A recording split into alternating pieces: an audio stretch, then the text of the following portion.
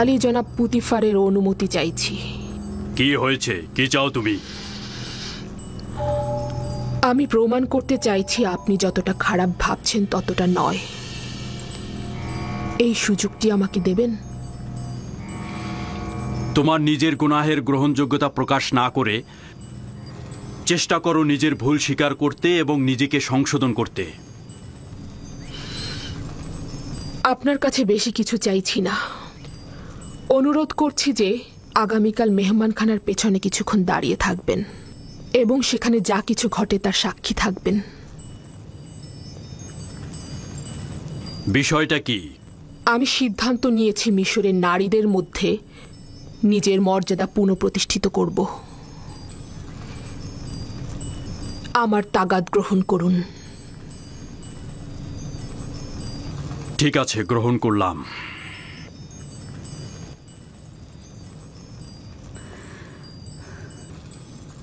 Gracias, Putifar.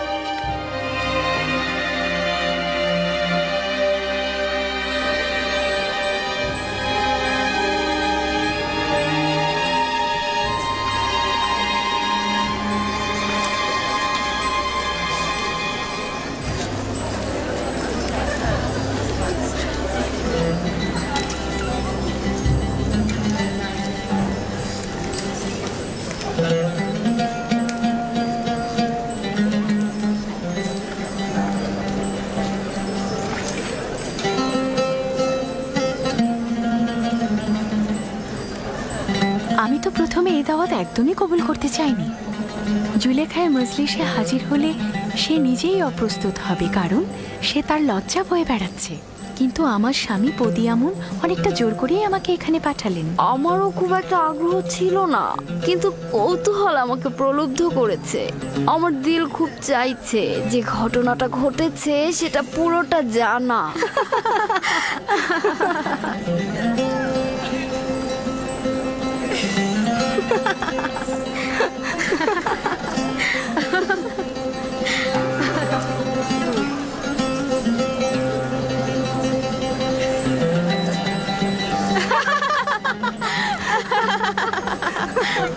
আমি শুধুমাত্র ইউজারশিপকে দেখার জন্য এখানে এসেছি।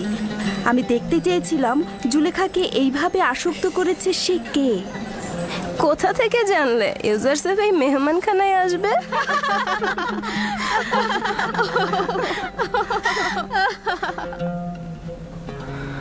যদি পালানোর পথ থাকতো তাহলে পালিয়ে যেতাম।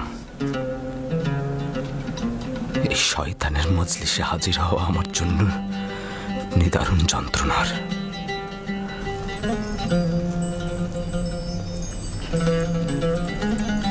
মিশরের সম্মানিত এবং অভিজাত নারীগণ, আজকের মেহমানদারিতে আপনাদের হাতের ধারালো চাকু এবং মাল্টা ফল আমাদের মধ্যে রায় দেবে। আপনাদের কাছে তাগাদ করছি, যখন আমি ইশারা করব মাল্টা কাটা শুরু করবেন। এটি একটি বিশেষ মেহমানদারির পদ্ধতি। একটু পরেই কারণ জানতে পারবেন। আপনারা মাল্টা কাটা শুরু করুন।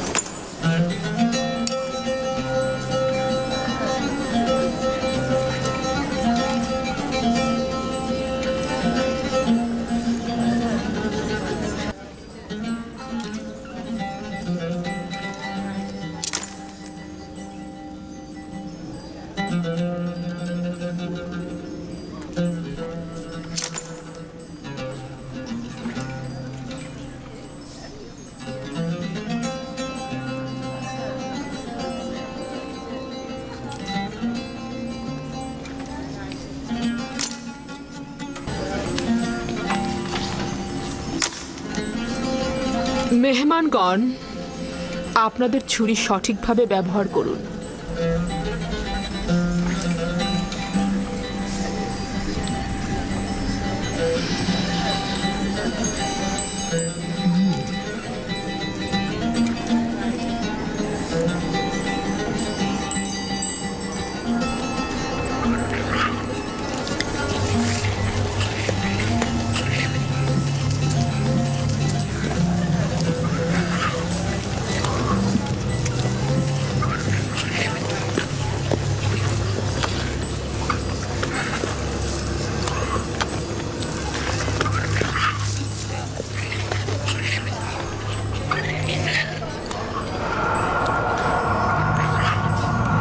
ইউজারশিপ, প্রবেশ করো।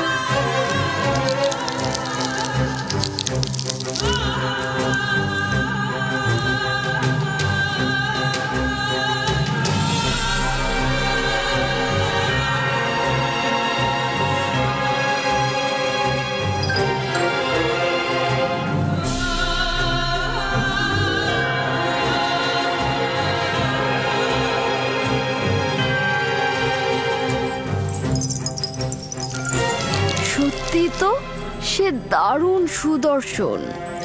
তার থেকে সুদর্শন পুরুষ আমি আর দেখিনি।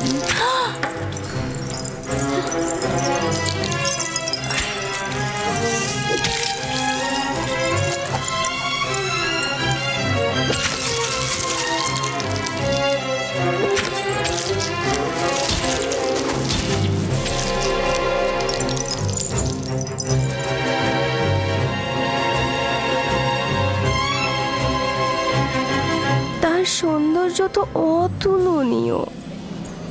সে ইনসান নয়, আকাশ থেকে নেমে আসা ফেরেশতা।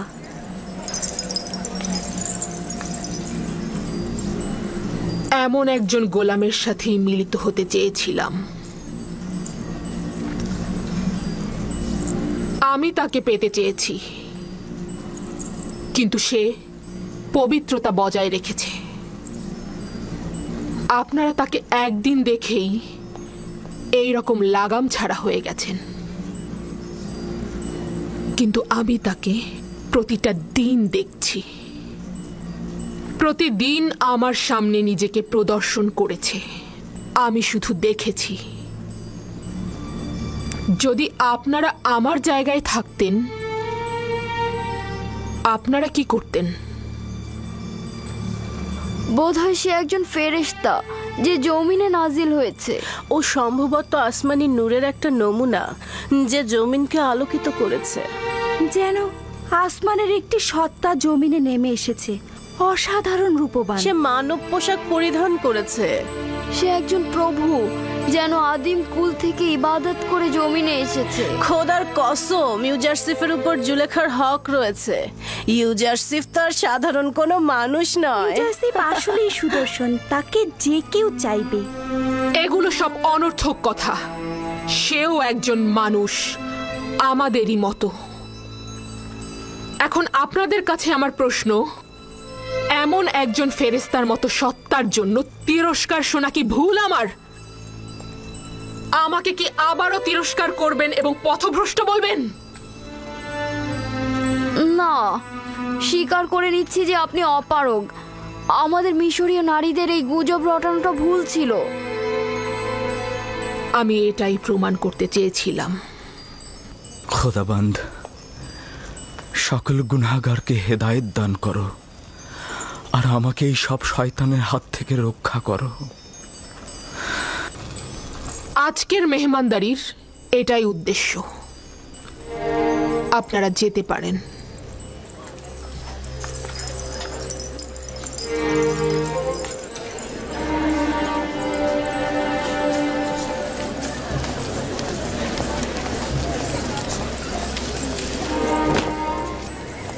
সব কিছু দেখেছি, ব্যাখ্যা দেওয়ার দরকার নেই। এতে তোমার কি লাভ হয়েছে? বিষয়টি কি পরিষ্কার হয়েছে?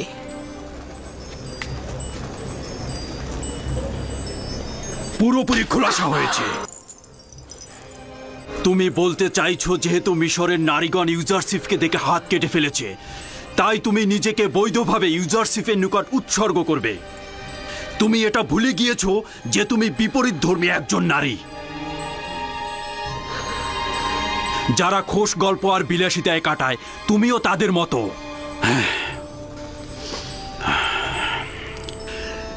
কেন তুমি নিজেকে পবিত্র নারীদের সঙ্গে তুলনা করছো না?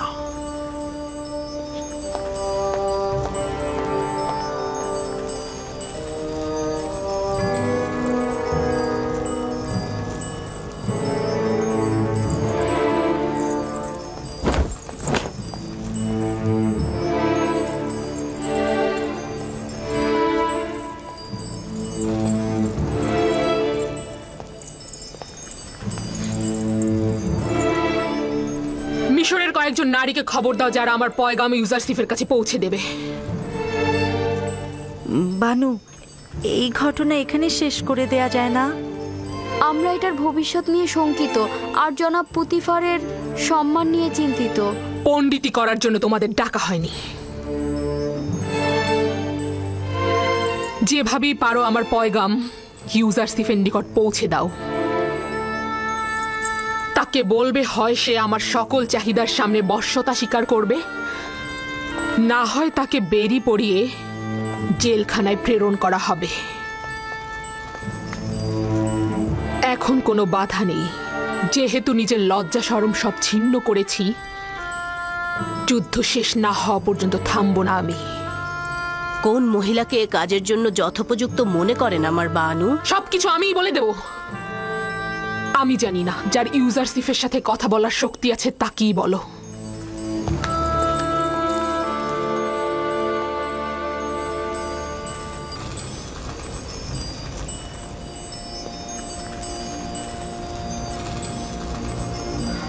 হে পরওয়ারদিগার, যদি এই নারীদের ধোঁকা থেকে আমাকে রক্ষা না করো, যদি তাদের কপটতা করাই আমার কাজ হয়, তাহলে আমি ক্ষতিগ্রস্ত হব।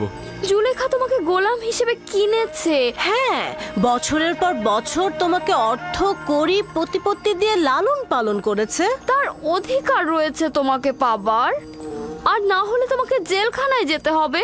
এটা এক বাক্যে বিশ্বাস করে নিন যে আমি কখনোই জেলখানার ভয় করি না। যদি তার ইচ্ছায় সহমত হই, খোদা তাআলার হকের সাথে বিরোধিতা করা হবে। খুব ভালো, তাহলে আমাদের দুজনের মধ্যে থেকে একজনকে নিজের করে নাও। আমরাও জুলেখার চেয়ে কোনো অংশে কম যাব না। ভাবছি তোমরা কতটা নির্লজ্জ। যেখানে বানু জুলেখা গোলামের উপর মালিকানা ও নিয়ামতে হক রাখে, তবুও তার গুনাহ কাজে একমত হচ্ছে না, সেখানে তোমাদের মতো নির্লজ্জের কাছে আনুগত্য পোষণ করব? আপনার মেহেরবান চেহারায় মেহেরবান অন্তরের নিশান রয়েছে। নিজের প্রেমকে কষ্ট দেওয়া মহৎ ব্যক্তির উদাহরণ নয়। যদি আবারও তোমার বাতিল তাগাদ পুনরাবৃত্তি করো, তাহলে তোমাদের সাথে আদব ও সম্মানের পরিবর্তে তিরস্কারের ভাষায় কথা বলবো। আপনি হয়তো বুঝতেই পারছেন না আপনি নিজেকে সব ধরনের শাস্তির জন্য প্রস্তুত করছেন। আপনি এটুকু জেনে রাখুন যে আপনাকে আমি ছেড়ে দিচ্ছি না। আমার হাত আপনার ওপর থেকে তুলে নেব না। হয় আপনি আমার, অথবা জুলেখার হবেন, নয়তো আপনাকে কারাগারে যেতে হবে। এটা বানুর পক্ষ থেকে। নবুয়াতের পোশাকের আবৃত্তে কেউ ধোঁকাবাজি বা ভণ্ডামির বেড়া জালে বা কামনায় প্রকৃত ইবাদতকারী প্রতারণায় পড়ে না। উঁচু আকাশে উড়ন্ত সৌভাগ্যের হোমা পাখি তার নিজস্ব শক্তিতেই আকাশের সঙ্গে যুক্ত থাকে, বাজ পাখির চিন্তায় বন্দী থাকে না। দরুদ আলী জনাব ইউজারসিফ। কখনোই আমাকে তাজিম করবে না মেনিসাবু। আমি তাজিম করতে করতে একেবারেই অভ্যস্ত হয়ে গেছি। আলী জনাব ছোটবেলাতেই আমাকে শিক্ষা দেওয়া হয়েছে যে বড়দের তাজিম করতে হবে। এই মহান ব্যক্তিরা তাজিম পছন্দ করলে বা উপযুক্ত হলেও আমার জন্য নয়, শুধুমাত্র তিনিই তাজিমের উপযুক্ত। তুমি কি চাও? আমি কি চাইবো? কি যেন বলতে এসেছিলাম। হ্যাঁ, যে নারীগুলো আপনার কামরা থেকে বেরিয়ে গেল সেগুলো বানু জুলেখার কামরায় গিয়ে ঢুকেছে। স্বাভাবিক তো, তাদেরকে পাঠানো হয়েছিল রাজপ্রতাপের মাধ্যমে আমাকে বাধ্য করতে। তাদেরকে তো তাদের কর্মের ফিরিস্তি পেশ করতেই হবে। আচ্ছা মেনিসাবু, বলো তো, তুমি কি জানো এই রুমালগুলো কিসের জন্য? হ্যাঁ হ্যাঁ হ্যাঁ, এগুলো কেন পায়ের নিচে ফেলেছেন? এগুলো তো আগ্রহের নিশানা। যদি কেউ কারোর প্রতি ইশক প্রকাশ করতে চায় তবে তাকে এই রুমালগুলো দেয় অথবা তার জন্য পাঠায়। তুমি কেন এই রুমালগুলোকে পায়ের নিচে ফেলেছো? হায় আফসোস, যদি কেউ আমার দিকে একটু নজর দিত, আমার জন্য রুমাল পাঠাতো। ঠিক আছে ঠিক আছে, আমি বুঝেছি। তার মানে আর বেশি কথা বলা যাবে না। আমি চলে যাচ্ছি। কিন্তু আলী জনাব, এই রীতিগুলো কিন্তু সুদর্শনের জন্য যায় না।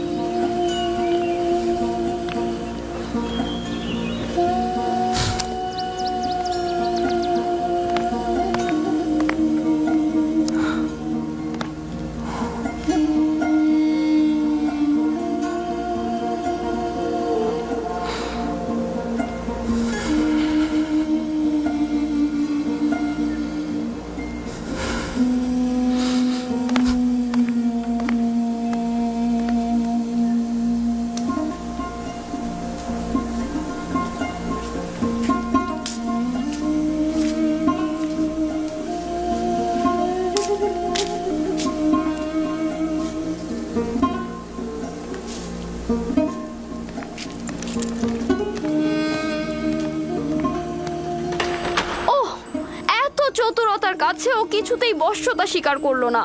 যদিও পাথরও হতো তবু ওকে গলিয়ে ফেলতে পারতাম, কিন্তু ইউজারসিফ পাথরের চাইতেও কঠিন। তালাশ করে লাভ নেই, কোনো ফলই হবে না।